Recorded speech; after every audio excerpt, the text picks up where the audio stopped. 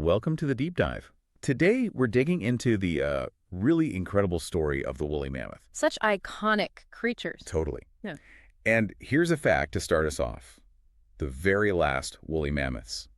They died on Wrangel Island only about 4,000 years ago. Which is just, it's mind-boggling when you think about it. Right.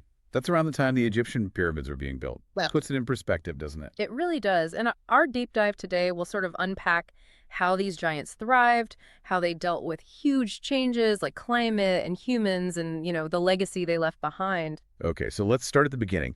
Where did these Ice Age poster children actually come from? It wasn't always Siberia, was it? No, and this is the surprising part. The larger mammoth family actually traces back to Africa maybe 5 million years ago. Africa. Wow.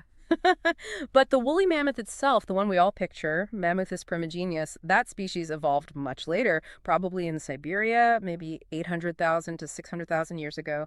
They gradually adapted to the intense cold there. Okay, so Siberia was the cradle for the woolly mammoth. And from there, they really spread out. Oh, massively. They were incredibly successful. They spread right across northern Eurasia, then over the Bering Land Bridge into North America. That land bridge connection is key. Absolutely. And by about 50,000 years ago, they dominated this vast ecosystem called the Mammoth Steppe. Think cold, dry grasslands stretching basically from Western Europe all the way to Canada. They survived multiple ice ages there. Kings of the Ice Age, essentially. But then things changed dramatically. What happened? Well, the climate shifted fast. Around 15,000 to 10,000 years ago, things warmed up rapidly. Which sounds good, but wasn't for them. Exactly. Their habitat, that mammoth steppe, it started shrinking. Forests and marshland moved in, replacing the grasslands they needed to eat. Less food, smaller territory. Precisely. And then you add the pressure from humans. We were getting pretty good at hunting by then. It was a kind of double whammy. A tough combination. But some held out longer. You mentioned islands. Yeah, that's the sort of tragic final act. Small, isolated groups survived on islands like St. Paul off Alaska until about 5,600 years ago. And Wrangel Island, the very last ones. Right, Wrangel Island in the Arctic Ocean. They survived there until maybe 4,000 years ago. They were likely a bit smaller, maybe a dwarf form due to the island resources. But eventually things like inbreeding and just not enough food, well, that likely finished them off. Such a drawn-out ending. Yeah. Let's talk about what made them so successful in the first place. Yeah. Their adaptations must have been incredible. Oh, absolutely. Built for the cold. They were huge, first off.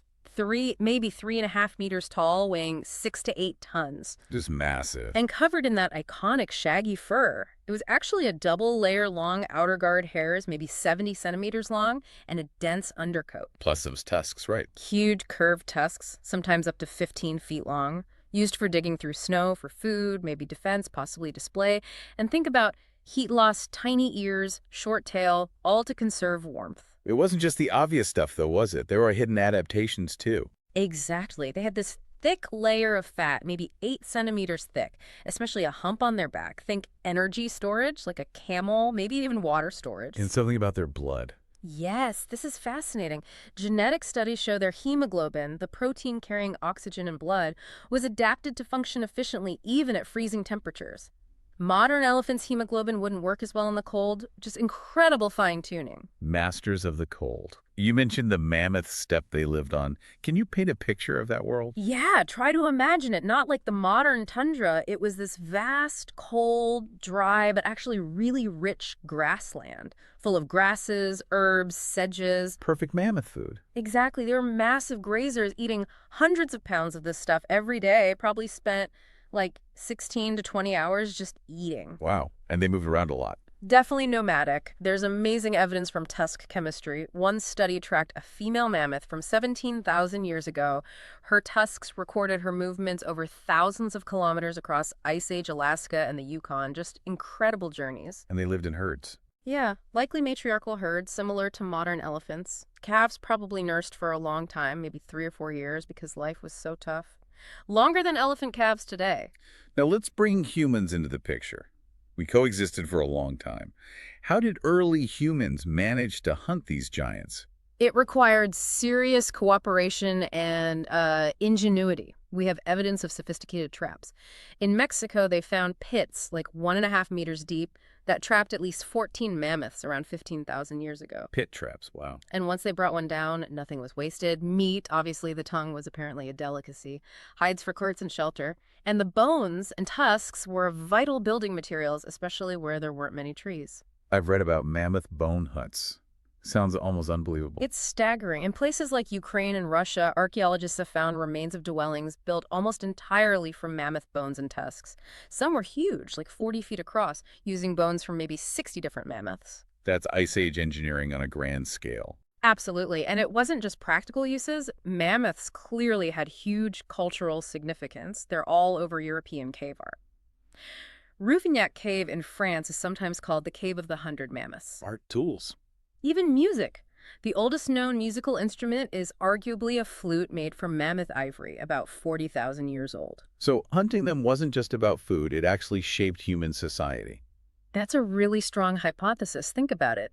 The challenge of coordinating to hunt such a huge, dangerous animal likely pushed development in communication, planning, social cooperation, maybe even language itself. The mammoth was more than just prey. It was a driver of human complexity. And we're still learning about them today, aren't we? Thanks to permafrost finds. Yes, the melting permafrost in Siberia is revealing incredible specimens, perfectly preserved mammoths sometimes. The most famous is probably Luba, that baby mammoth found in 2007. Oh, I remember her. Unbelievably preserved. Just incredible. About a month old, died 42,000 years ago. She even had milk in her stomach. It's such a direct, almost emotional connection to that lost world. And these finds fuel the whole de-extinction idea. Exactly. Scientists are actively working on sequencing the mammoth genome and trying to splice key mammoth genes for things like cold adaptation into the DNA of their closest living relative, the Asian elephant. So we might actually see something like a mammoth walk the earth again. It's a real possibility, though obviously complex, ethically and technically. But the idea of engineered elephants potentially helping restore Arctic tundra ecosystems, it's an intriguing prospect. Wow. The whole story from Africa to the Arctic, from Ice Age dominance to these final island refuges, and now maybe even a return. It's just an epic evolutionary tale. It really is a story of incredible adaptation, survival against the odds, and this deep, complex relationship with early humans. A powerful reminder of the giants that walk the earth alongside us and how profoundly interconnected life is. Absolutely. And even though they're gone, their story echoes. It makes you think, doesn't it? About our own impact, the legacies we're creating, and the balance of life on this planet today.